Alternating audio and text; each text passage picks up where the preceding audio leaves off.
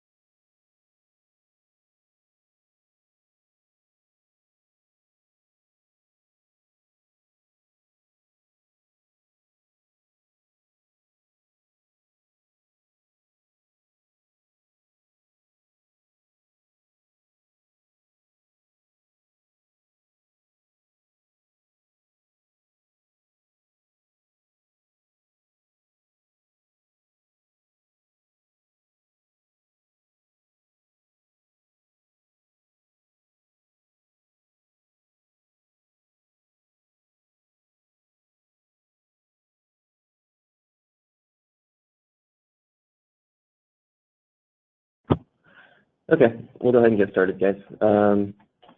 So for starters, can somebody just send a message if you can hear me okay? Oh, I just want to make sure everybody can hear me all right.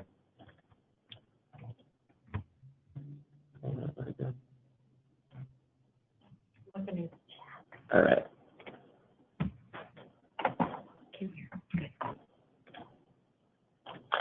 Great, thank you. Okay. So I don't know how familiar everybody is with the ACMS system in general, but really what this is a way for you, the health plan and program users, such as yourselves, to work kind of alongside DHCS to provide SOPs. My understanding is that that's largely your role in the process. So this, because of that, this really shouldn't be too long of a training, but I will stop periodically to check to see if there are questions or anything. So if you have them, just go ahead and put them in the questions thing there in the webinar, and I'll check them every now and then. So first thing we'll do is we'll just show you, I'll go through the PowerPoint that's attached to the webinar. I'm kind of going to follow that as the guide to the training, but I'll go through on the PowerPoint. I'll show you kind of what I'm going to show you in the live system, and then we'll jump over to the live system and I'll show you there. So the first thing we're going to do is go through logging in and and just checking out the layout of the dashboard once you've logged in. So over here, this is what the login page looks like. This is pretty simple. Usernames and passwords will all be provided for everyone. Sorry, can everyone see the screen?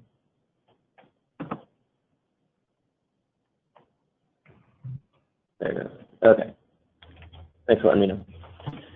Okay, so again, we're on the login page here. So usernames and passwords will be provided. So you don't have to worry about that. I'm just going to log in here. I have one created.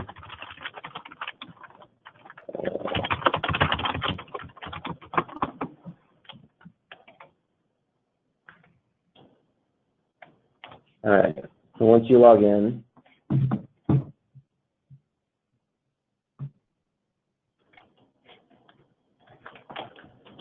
this is what it looks like when you first get in. You normally won't be seeing these two buttons here. Those will be gone. This is just one of many environments, so not everything is configured exactly how it should be, but this will be a close enough representation. So you can ignore the two buttons up here. Really the stuff that matters most is the searching. For the most part, you guys shouldn't have to search too much because the queues down here really are meant to organize any work that you're going to be interested in seeing. By the time you're involved, an appeal will already have been input into the system. It'll be reviewed by our scopes unit here at CSS that handles all of our DHCS appeals. And it's really their job with any help they might need from DHCS to determine the granularity of the issue on the appeal, which includes which health plan it might be associated with. So the user that I'm on is tied specifically, because I just like the name, to the Turtle health plan. So you can see on this queue, the cases without a hearing, that this is telling me that there's a new appeal that's been filed that belongs to the Turtle health plan that does not yet have anybody working on it. So this is really where you'll start as the health plan user. So you'll log in. One of the first things you'll do is you'll go cases without a hearing rep, and this will show you everything that applies to your plan. So from here, you would just click on that appeal. That will take you to the appeal so that you can view any of the details. And from here, if you are the person who's going to be writing the SOP, there's a button here for Search Hearing Representatives. That's going to be you. So you'll click that. You'll select yourself or whoever this person's going to be. The handout that I'm going off of should be attached to the webinar. So if you look at the webinar interface, it has a section for handouts. It should say 1 of 5. You can get it there. That's what I'm using.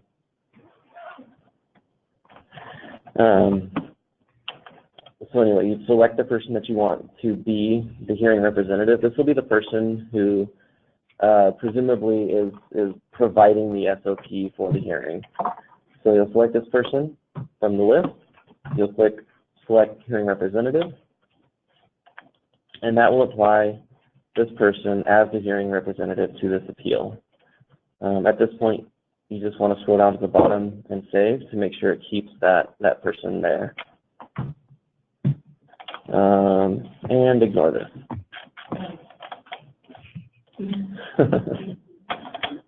So I'm going to jump over here and probably the permission. What was the action? That was, I was just trying to save the hearing.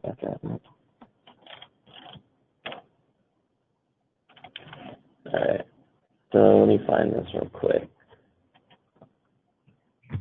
252.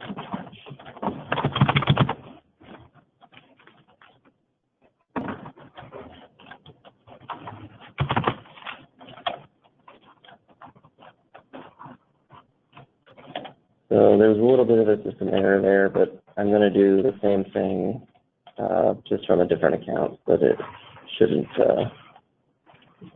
give me that error.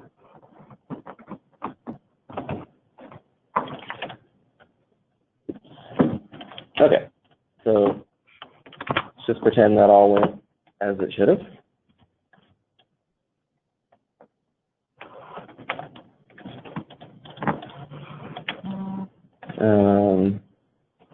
So that appeal is now assigned to me. It should be taken off this list. The only reason it isn't is because the task, which was telling me that that appeal needed a hearing representative, is still open. So we should be able to close it to remove it from that list. Ideally, this happens automatically later on.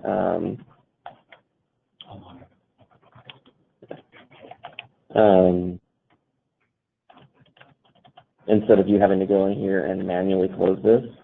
But the task just exists as an object to let the system know that that this appeal needed to be on that listing of appeals that needs a hearing representative. So if we close this, and then we go back to the home screen here, that appeal now should not be listed here. Oh, done. So again, you've logged in, you've navigated through these cases without a hearing rep queue. You notice there's something there. You went in, you assigned yourself as the hearing rep for it. So what that did was to create a new task, which tells the system that this appeal is awaiting an SOP. So as far as I understand your roles to be, this is mostly what it extends to. You are the hearing representative, and you provide the SOP. So make yourself the hearing representative here, and come here to upload the SOP.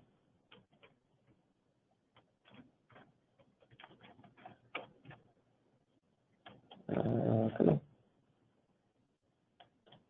Come on. Okay.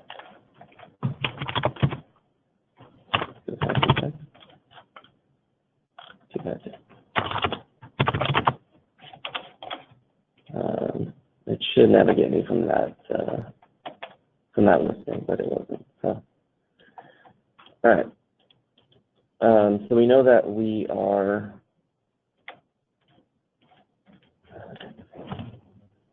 the hearing representative on this appeal. So the next thing we need to do is upload an SOP. Best way to do this, you can do it from the Documents tab here. Down on the bottom of the screen, there's also a document slider. You can do it from either place. Clicking here and doing Create New Document will bring you to this document upload screen. From here, you would select that you're uploading a statement of position. Give it a name. This doesn't matter so much because it's tied directly to that appeal, so we can always find it. And then you select your file. Let's go that one. And then save. So once you've done that, the claimant, if there's an authorized representative, everybody is notified that the document was attached to the appeal, which also means that it's now visible for a claimant who has an account to log in to view their appeals. They can now see that that SOP is there. They can view it. They can download it, do whatever they want with it. So this is a kind of a better way to allow you to provide the SOP without having to go through DHCS to do it. You can just do it straight into the system, and then everybody can see it.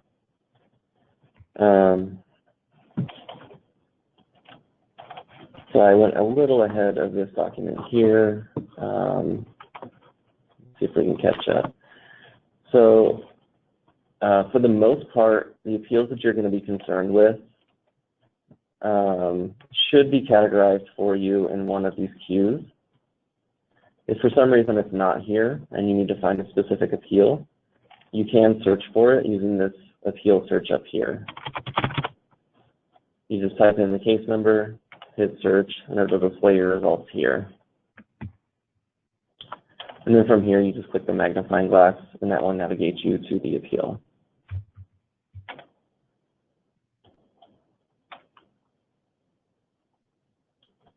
Let me catch up a little bit more, and then I'll stop and look at some questions.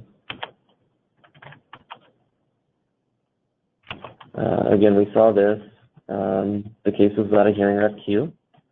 Find the one you want, click on it.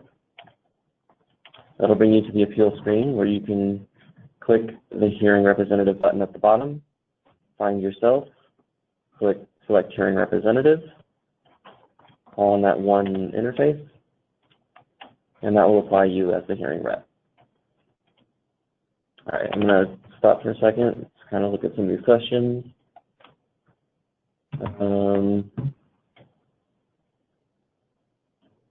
So are the ALJs able to pull documentation from the system? Yes, they are.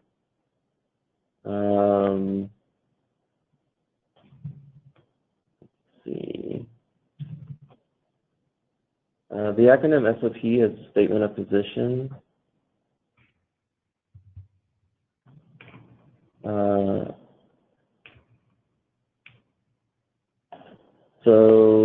The instructions that I'm going through are all in the handout. For anybody who's not able to access that from the webinar, we'll email it out to the entire group after the webinar. But everything that I'm going through is in there. And I'll try to slow down a little bit for you too, or just kind of repeat certain things. Not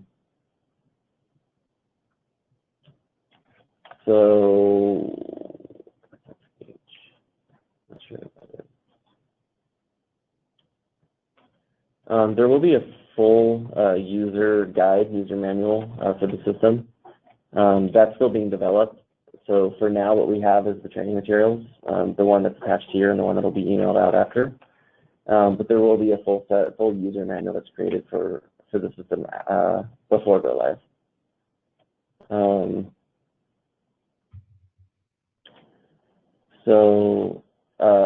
The SOP and any attachments or exhibits to the SOP can be uploaded in the same place, yes.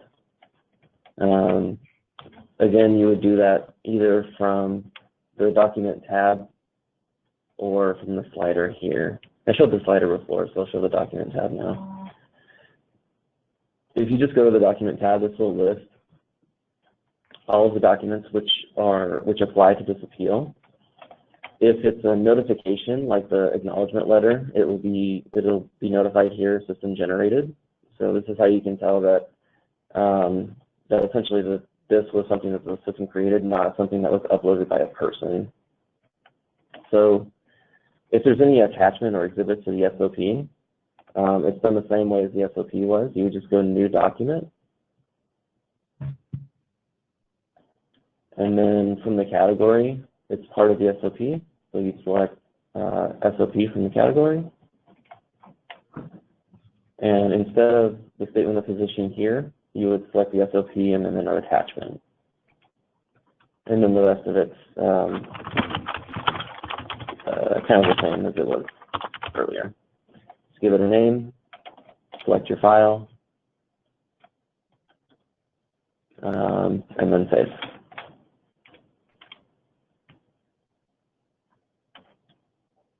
So now you can see I have the SOP here and the SOP attachment here.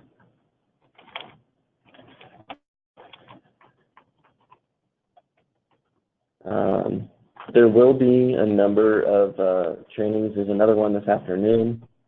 Plus, we will be handing out the PowerPoint from this one and the user guides that are still being created. All of that material will be available. to help familiarize you guys with the system.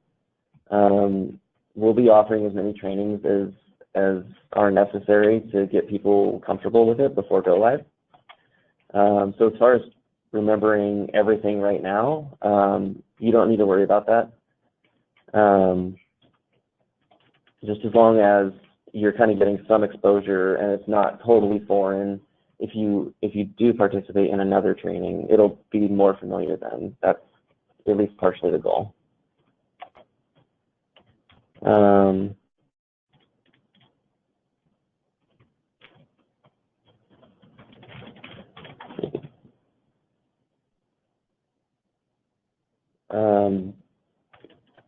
So will there be an upload for specific requests for pre-hearing motions for dismissals? That is an option.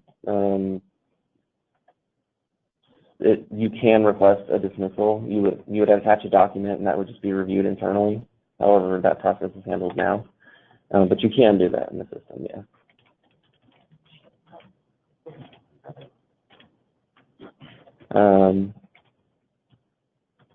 Just trying to see if there's anything else that's going to be similar to how that's done, so I can show both at once.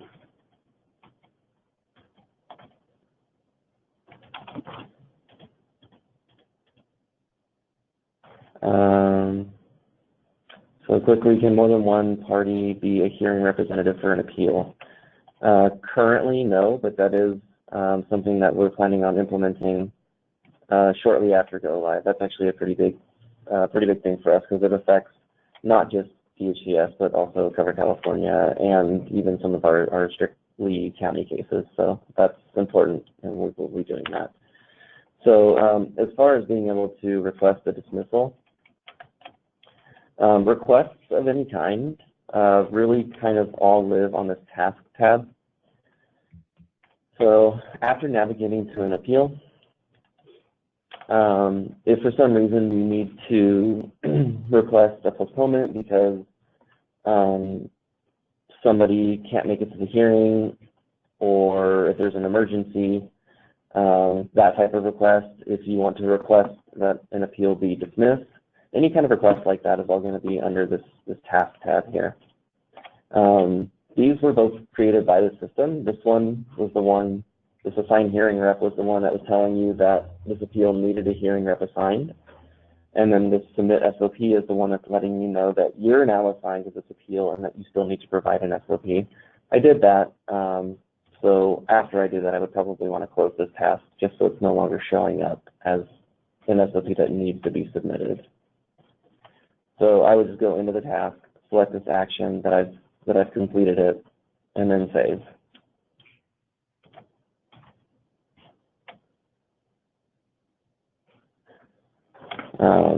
So back on the task listing here, now that we've closed that, you can do a new task for any of those requests, for postponement, for dismissal, anything like that. Which ones this has?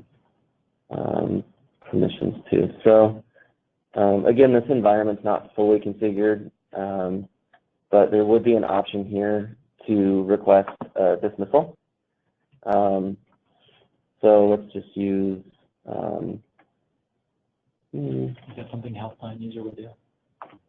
Yes, all the time. Yeah. And it needs a lot more detail.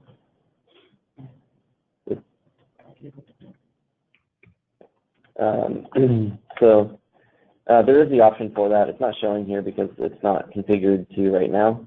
That's a pretty simple change, and we'll make sure all that stuff is set up correctly before the system actually goes live.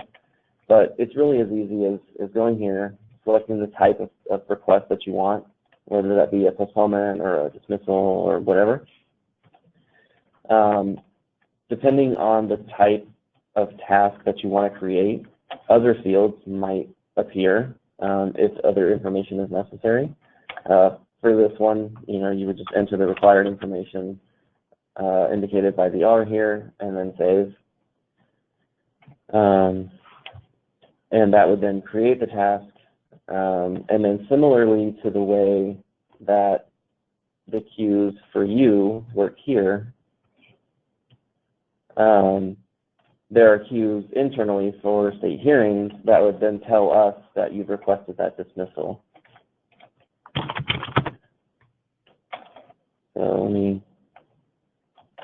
see if my magic mystery man here has gotten this configuration set up for us so we can see it. So this is the one right here. So this bifurcation and dismissal task, it's used for a couple different things, but ultimately the goal is kind of the same of either request. So you'd select that one, you'd put in your task notes, including any information that you need to include for that, and then optionally you can upload a file to support why you're requesting this.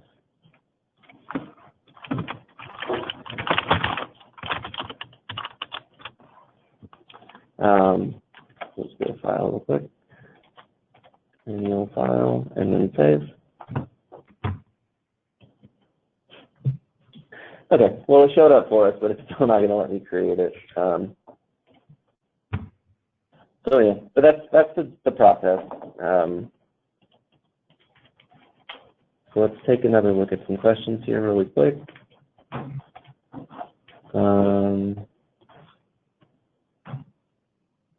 Hearing decisions will be posted to the system. There's an initial process involved in writing them and approving them, but once they are approved and final, they will be posted as a PDF document to the Decisions tab, or to the Documents tab, sorry, on the appeal. I'll show you in a bit how you would find those decisions if you weren't actively monitoring an appeal, which you probably won't be.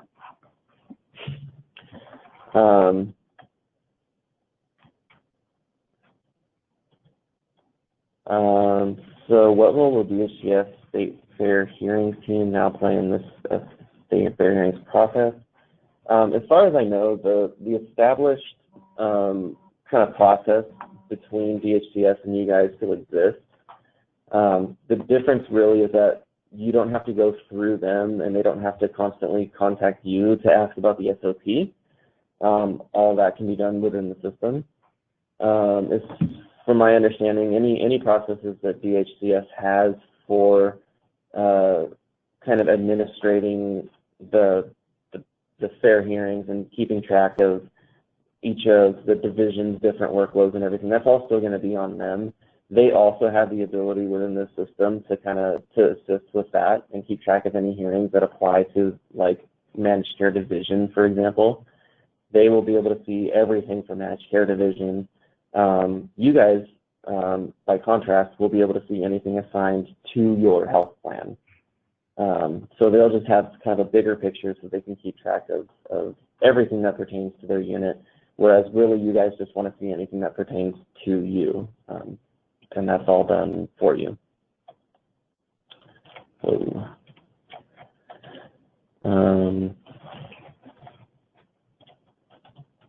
okay. Any questions? Yeah, sorry about that. I'll try to read the questions a little bit louder. Do you want to answer this one? So there's a question, I'll read it, and then I'm going to let Juliet McCauley answer it. There's a question that says, we do state fair hearings for other plans as their delegates. Since we are not the plan of record, can that plan of record assign the hearing to us? And also, will that mean that we can direct access to the hearing decision? Well, I think the answer to that is that we'll have to come back to you, because I think we need to huddle and then see how that will be addressed in ACMS.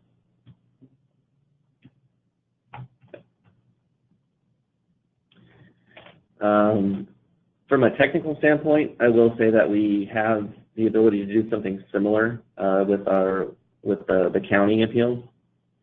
So more than likely, whatever we do to address that issue is going to be similar to how we do it with the counties. Okay. Let's head back over to our PowerPoint document here.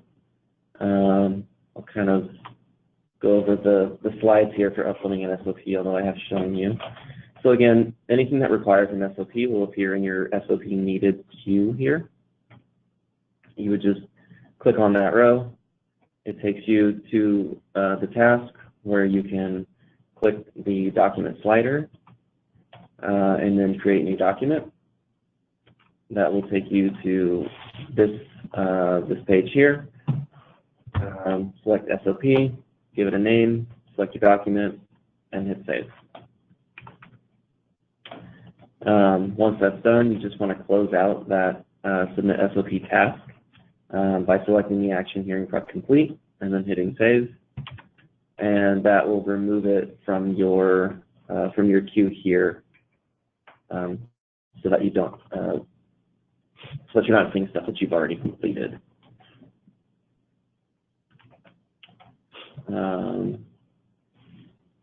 So additional documents really are done the exact same way. You would still use that Documents tab or the slider, create new document. You can do it from that tab up here as well.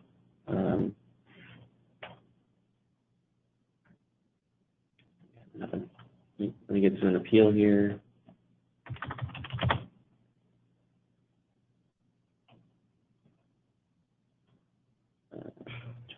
Okay, so now we're on the appeal. So again, you can do it from here, or you can do it down here on the document slider, create new document. Either way works just fine. It's whatever's preferable to you.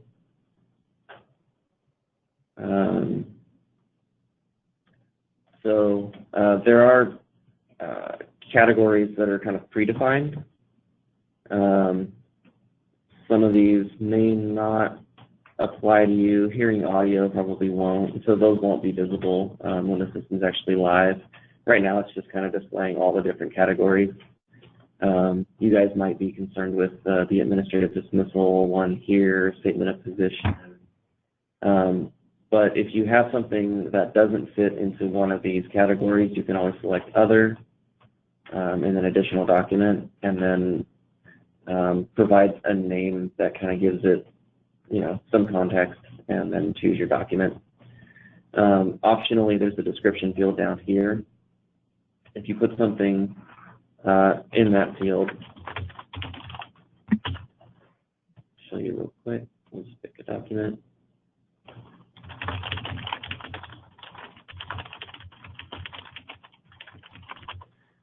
Any description you put in here to give context to the document should show up on the document listing here under this description. So if you can't give it context via the categorizations, you can give it context via the description.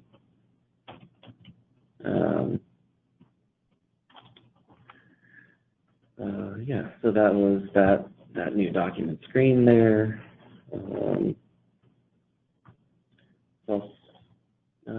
Looks like we're doing okay on questions. I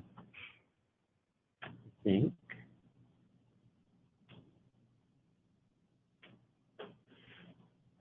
So let's go to compliance. I think you guys are probably fairly familiar with the concept of compliance. Essentially, if there's a decision released and that decision is a grant in any part and has an order which requires you to take some action, then that's essentially what we're calling compliance. It's compliance with the decision. So in order to find that,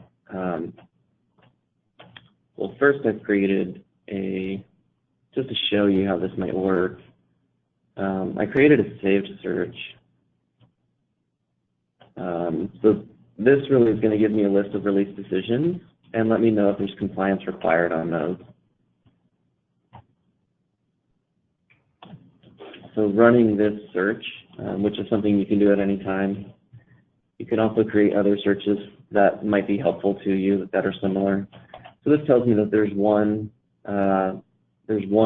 decision that's been released on 8/22 just earlier today.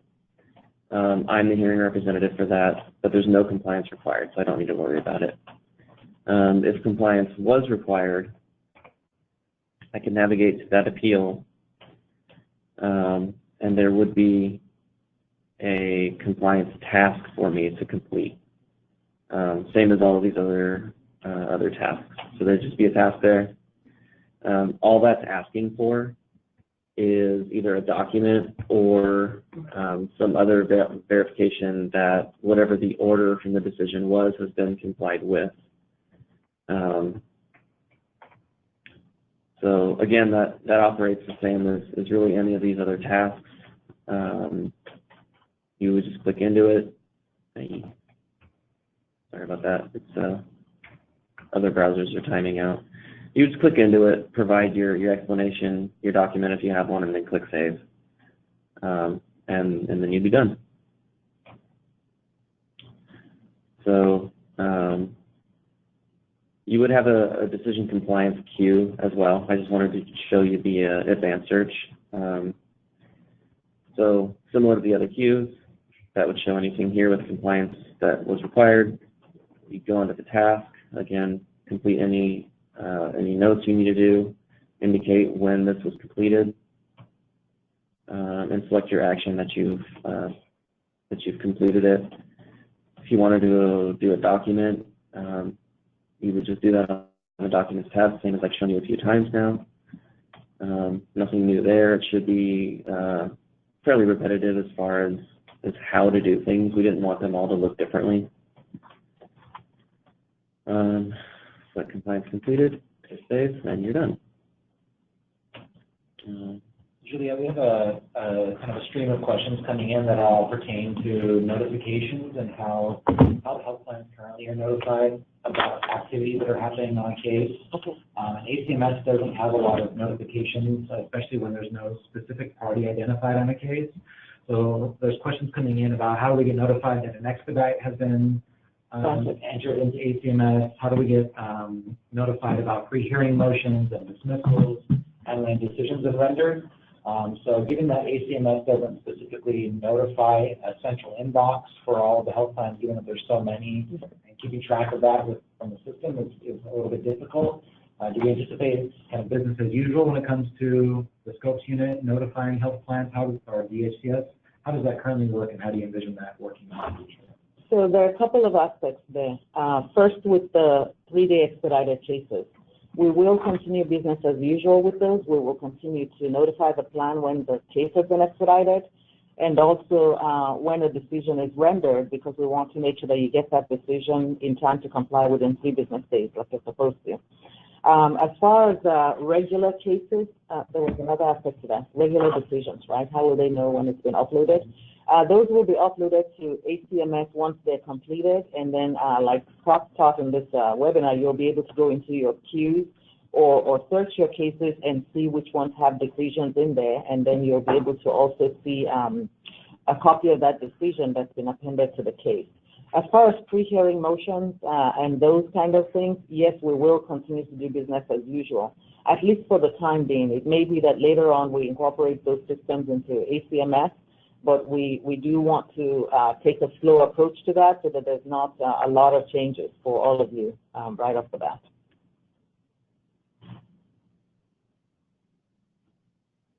I hope that answers the question.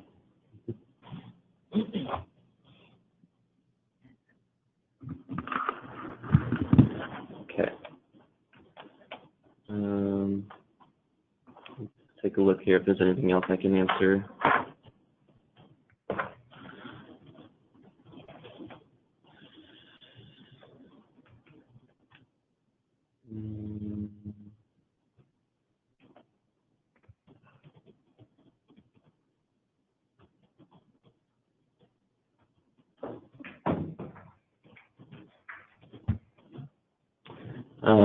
So I will mention, by the way, that the system does have the ability to send email notifications when things occur.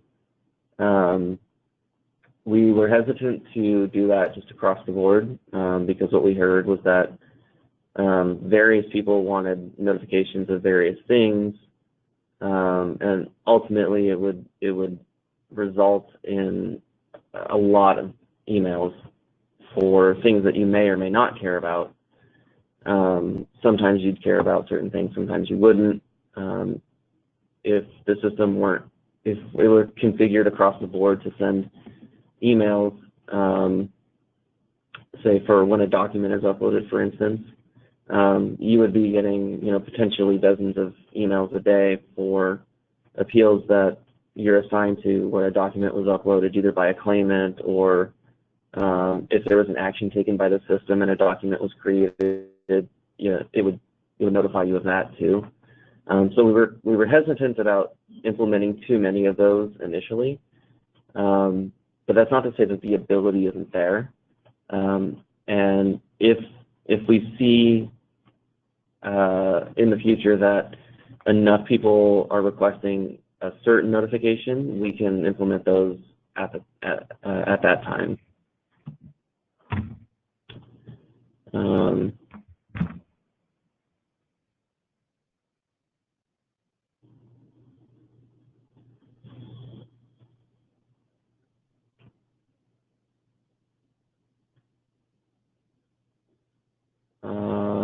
So how will new cases be obtained by the user, such as a contractor for DHCS? I'm not certain exactly what you mean on that, but part of that is our internal review of the appeals as they come in to ensure that they're assigned to the correct health plans or programs. And when they are, they would show up on your dashboard under one of these queues. So in conjunction possibly with the notification, well, yeah, notification might be difficult in that case because there's nobody assigned to the appeal yet, but it sounds like if there's any urgency, then CDSS would be contacting you directly in the case of an expedite or if there was some urgency to an appeal. Otherwise, they really would just show up here on one of your queues. Anything that was less urgent, you'd probably just check this a couple times a day to see what shows up. But I do think that Juliet has a little more to add to that. So I think that question was from Laura over at Delta Dental. So in your case, as with everybody else, excuse me, right now you're receiving notification of your cases through the appeals case listing. Some of you get that directly from state hearings, and some of you get that as a notification from DHCS, depending on which division you're contracted under. And so for ACMS, like Scott said, what will happen is when our staff puts this case into the system, they will identify that case in the case of Delta as a dental case and that it belongs to Delta Dental. And so when you go into ACMS and look at your queue for what cases you have, you should see a list of all of the cases that have been identified in the system as belonging to your unit. And that would go for every managed care or mental health, any of the other programs as well. And then, of course, I assume that DHCS, the DHCS division that you work with will continue to also monitor those cases and to inform you whenever there's a need to do something as well. ACMS is really a CDSS process, and so it's not designed to capture anything that happens at DHCS or in any of your organizations. It really is just that you're interfacing with the system by which we are now managing the cases. So to the extent that any notifications were happening outside of our old HWDC system before, we don't expect that will change. And we definitely in the beginning, we will be very hands-on with this. We'll make sure that we're communicating so that there's no lapse and that everybody gets comfortable. So Juliet, there's a couple of questions here that I kind of grouped together with regards to how hearings are assigned to some of the health plan users and contractors. As far as I know, DHCS isn't currently doing the assignment. Is that correct? Is it more of just a notification that there's this appeal that needs someone to provide the SOP for? Yes, and you're talking about a hearing representative, right? Right. Yes. Yes, DHCS is not doing those. So there's just a notification that goes to the health plan currently, and it's up to that organization to assign someone to represent the plan at the hearing. That is correct. Okay. So again, ACMS mimics that current process. Really, we're providing a tool that replaces in many ways the emails that go back and forth about when a new appeal has been submitted, which plan that appeal belongs to. So the health plan users have the ability to log in to ACMS, and as Scott demonstrated, the key here is to really be working these queues to see what's been coming in over the last period since it's been checked. But it is really up to the organization, as currently is the process, to assign a hearing representative for that specific case. ACMS is really just an additional tool to allow you to do that and to track your workload, your appeal workload digitally, and replacing some of those offline communications that happen. But the current business practice sounds like it's still in place. ACMS isn't doing the assignment. State hearings isn't assigning hearings to specific people, and DHCS isn't assigning hearings to specific people. That's right. And one thing I would add to that is when you do assign a hearing rep to a case, you'll see that the fields have a place for you to insert a phone number or some contact information for that representative, that you do want to put the number where the ALJ can reach that representative on the day of the hearing, for instance. So if our staff have questions and they need to call that rep, the number at which they can reach them. I know some of you use a shared mailbox system for that. That's fine, but for the purposes of ACMS, we would want to know who is the representative that will be speaking for your agency in that hearing.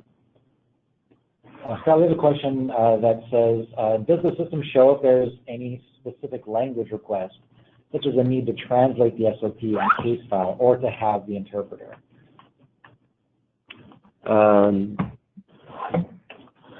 So it does show, let me get back to my appeal here. So what the system does show is if there is a specific language preference from the claimant and whether they need an interpreter.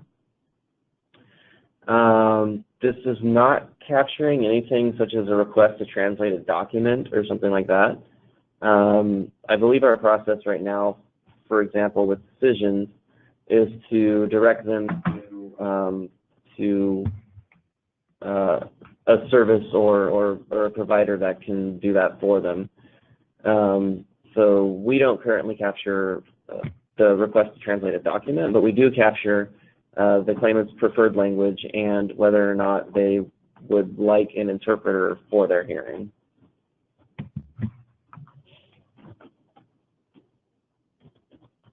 There's a couple questions here about which cases will be in ACMS and which cases won't be based on the go-live date and the filing date of the case. Okay. So the current plan is that anything that's entered into our old system will live out its life in that old system.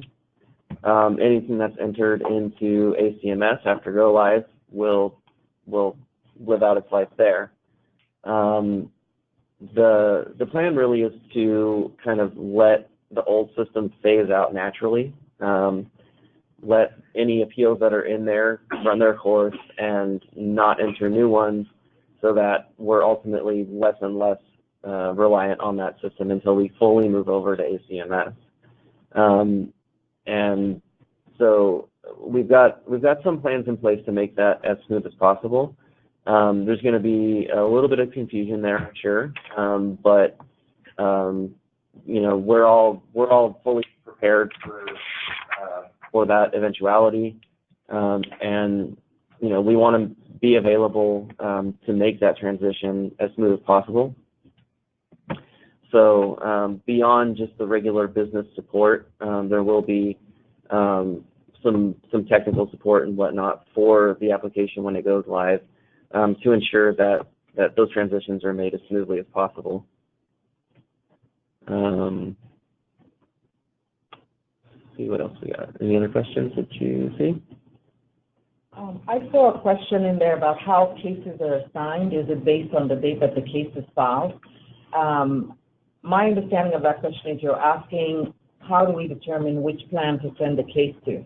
That is based on who was the plan for this beneficiary on the date that the action that is being disputed was taken. So, for example, if a person is disputing an action that was taken on July 1st, we're not, and even if their plan has changed in meds as of August 1st, we will send that case to the plan that was responsible on July 1st, because that's the plan that would have taken the action, or at least would be responding to the action that's at issue. Okay. This one was asked a little bit earlier, but is there an ability to indicate a primary and secondary hearing representative?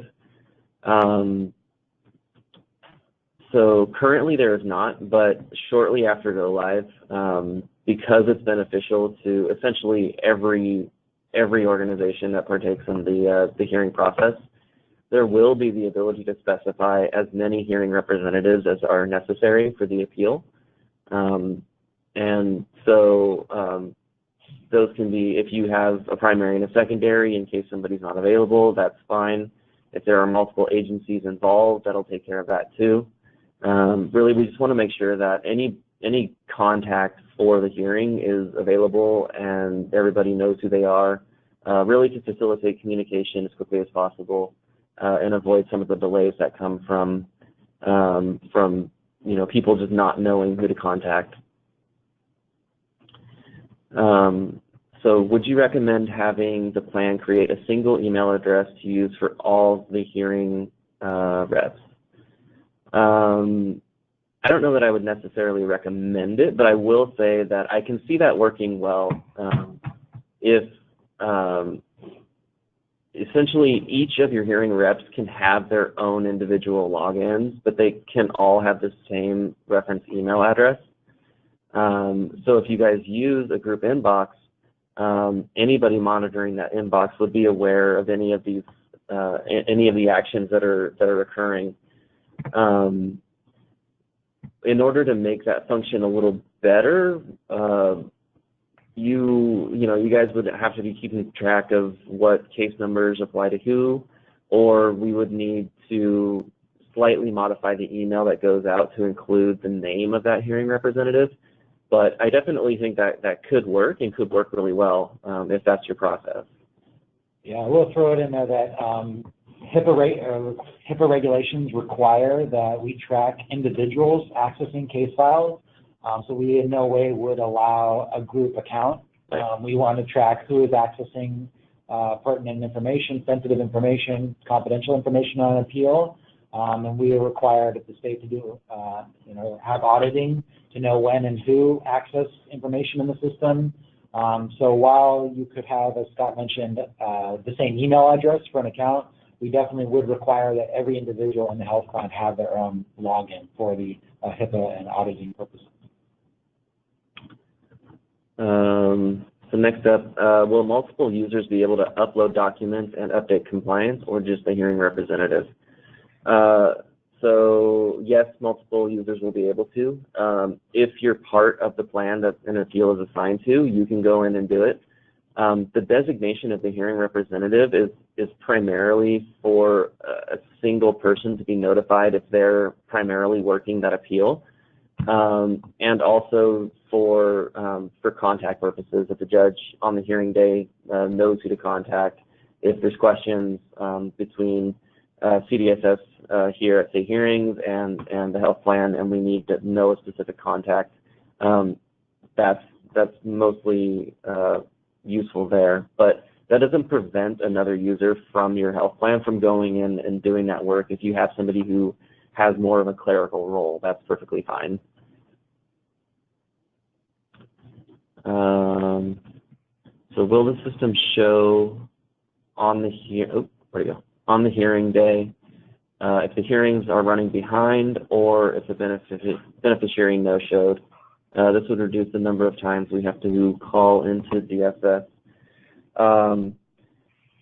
So to a degree, it will do that. It won't indicate whether in general the whole hearing day is running behind, but you would be able to see sort of miniature updates on the appeals, say that the person has been contacted and is ready to hold their hearing. That would show.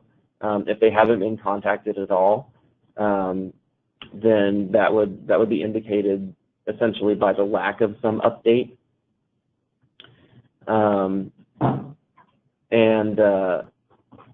as far as non-appearances, those can be indicated on the hearing day as well.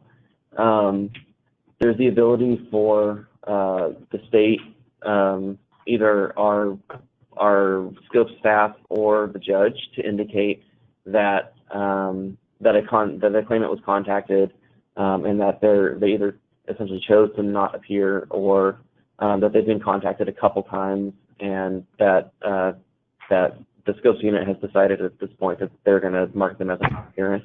That would also show. It would also show if the hearing has started and if it has been completed.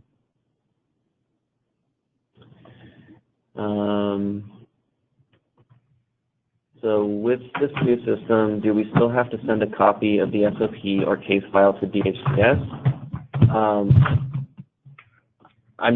So the answer really is no, because DHCS can access it from the system.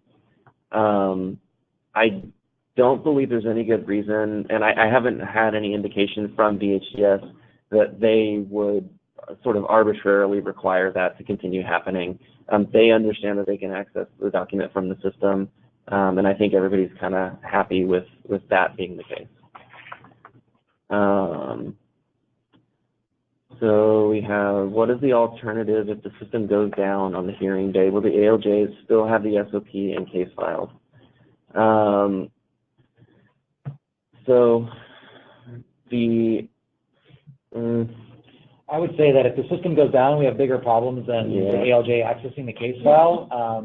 This is the system that all state hearings will be using for creating appeals, for postponing, for withdrawals. So if the system itself is inaccessible, then we have an emergency maintenance contract in place where the contractor is required essentially immediately to provide assistance to get the system back up and running. Obviously, that could impact the hearing day, but there's really not a lot we can do about that other than putting into place the system redundancies and backups that are necessary to prevent and to mitigate that type of occurrence from happening. I will say that all of our ACA judges currently operate from a digital case file, and we haven't yet had any kind of serious problem with regards to having to cancel a hearing day because of not being able to access the case file. The judge is still available at the hearing to take evidence, to log that an SOP was submitted. The judge doesn't necessarily have to review all of the documentation during the hearing in order to write a decision and use that evidence when rendering a decision. So the system, should it become unavailable, does not prevent the judge in any way from conducting a hearing. And just to add to that, it may be then that you get an email from our staff saying, can you email a copy of the SOP or something so that they can get it to the judge in the hearing. But like Brandon said, yes, the show will go on, and we'll figure out a way to move on. Okay. A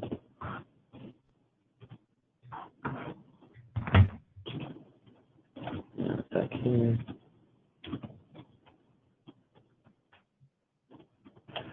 All right. So let's see. So here's one. I might have Juliet help me with this one. Does DHCS still review the final decision? And if so, is there a way to mark the case that the health plan wants to have them review the decision? I think that might be indicating a request for a rehearing. I'm not certain. Yes. So under the rules as they stand now, and under the interagency agreement, DHCS always reviews proposed decisions, and we don't adopt any of those until we either have a direct response from them to go ahead and adopt it, or we have the delegated authority to adopt that. Now, if you're indicating a situation where you have received the decision, so all of that review happens before it ever gets to you. But if you receive the decision and you disagree with it, or you want to have it reviewed, then yes, you would have to go to DHCS and ask for a review.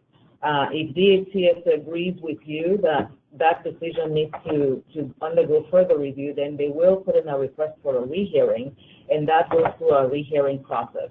The reason we don't have you come directly to us when you disagree or have an issue with the decision is because that already went through that review process, and if it was adopted, it's because DHCS agreed with it substantially. So, Julia, we have a question here. Will contractors have the capability of assigning DHCS hearing representatives, or will DHCS have to personally go in and accept each case? So, I guess my follow-up question to that, or my question would be, do DHCS contractors, would they be given the same access as a DHCS employee in ACMS? No. A contractor's access is less than that of a DHCS employee, because a DHCS employee can see all, well, let's take managed care or mental health, for instance. Someone in the mental health division can see cases for all of the mental health counties and programs that are out there. But if you belong to one of those programs, you can only see the cases that belong to your particular organization. Right now, DHCS does assign staff internally, I believe, at least managed care does, whose job it is to monitor a particular group of cases that may belong to several plans.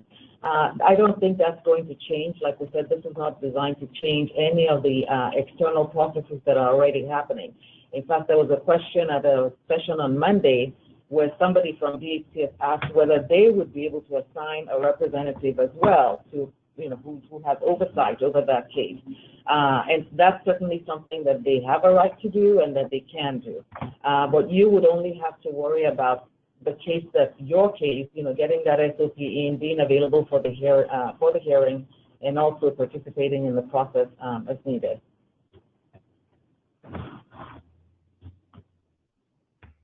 Okay. Let's see. What is the time frame for the State Hearings Division when a case is filed? Is that DSS or DHCS?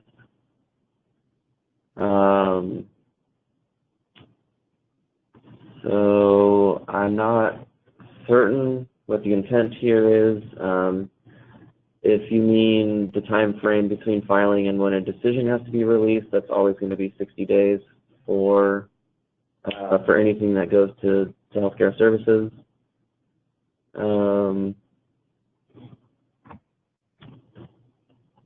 So if I understand that correctly, it says what is the time frame for the state hearing when a case is filed?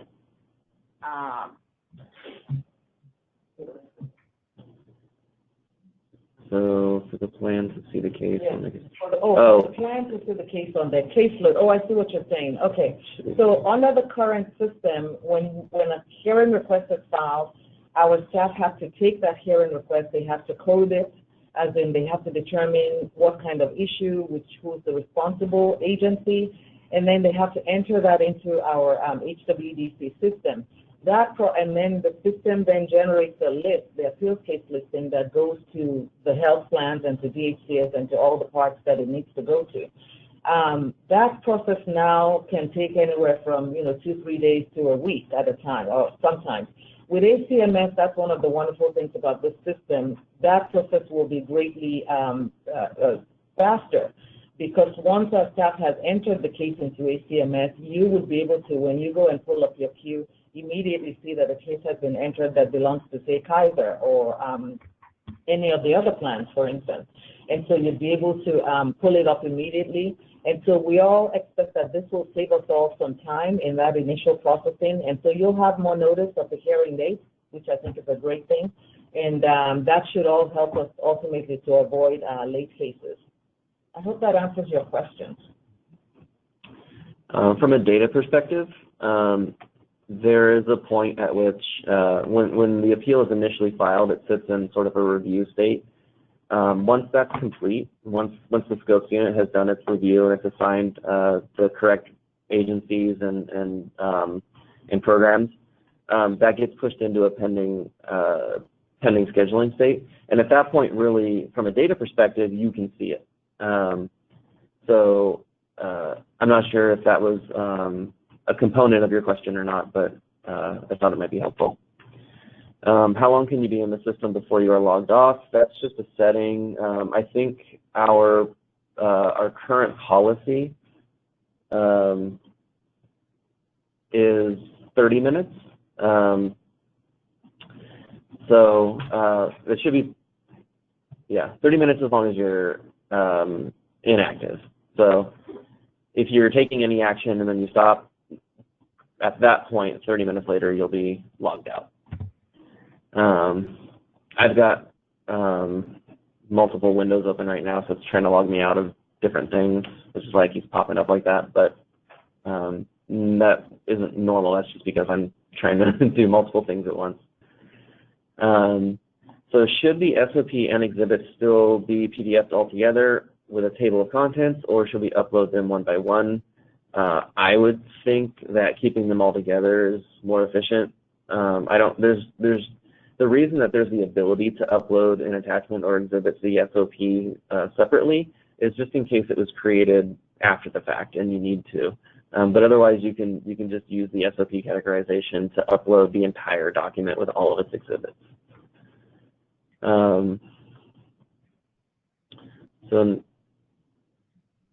Next question, what would be the best time to log into the system to capture the latest appeal case uploads to the dashboard?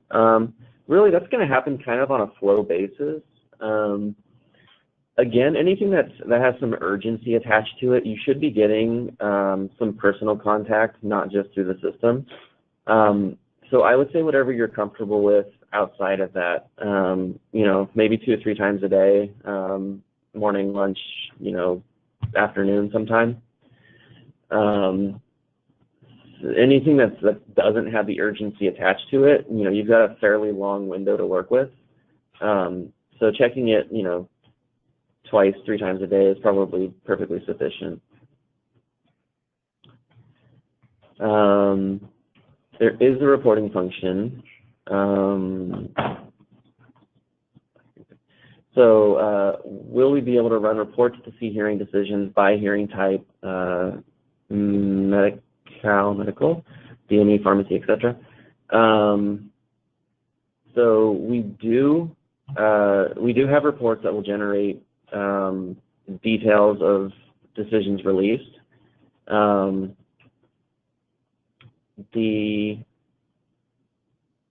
not sure that they're currently sorted or filtered at all by the specific issue of the hearing. It'll be, so anything that belonged to your health plan, you'll be able to see, and that'll probably be just by release date, most likely. I'm not sure what exactly you're referring to when you say by hearing type, but I don't know, that could be perhaps related to issue codes or something of that nature, but feel free to provide a little clarification there if you'd like a better answer. If not, Jessica, if your fingers haven't fallen off yet.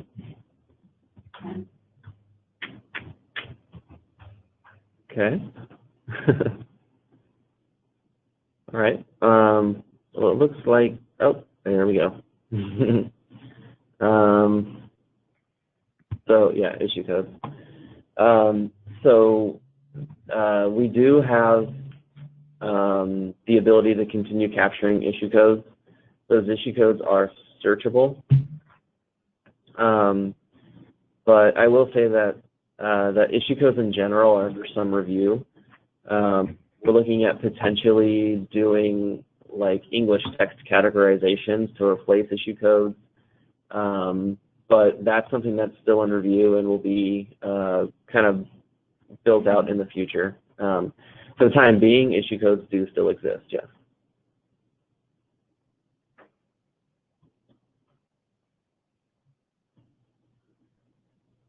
Okay.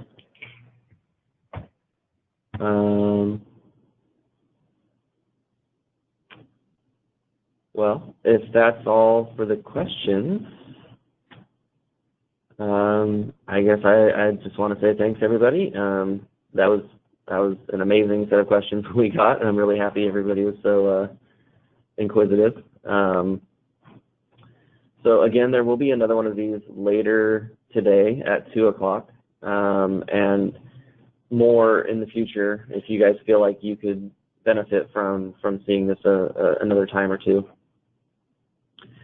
So I'm going to go ahead and end the training now. We will send out the PowerPoint that was used, and I believe we can also send out any questions that were answered via the interface there to everybody. So again, thank you, and you know, we hope you're at least starting to get excited over this like we are, and we'll see you next time. Thanks, everybody.